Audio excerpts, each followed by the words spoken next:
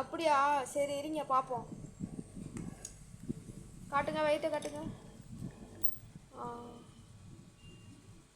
உடம்புலாம் நல்லா தான் இருக்கு. நான் சொல்கிற டேப்லெட் மட்டும் போட்டுக்கோங்க. இந்தாங்க. Okay bye. அப்பாடா, டாக்டர் கொடுத்த மாத்திரையில் ஒன்று போட்டுடலாம்.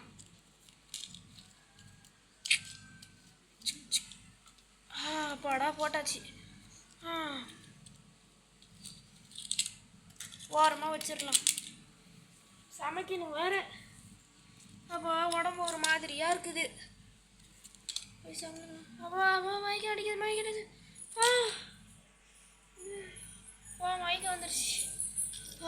தண்ணி தண்ணி தண்ணி தண்ணி தண்ணி தண்ணி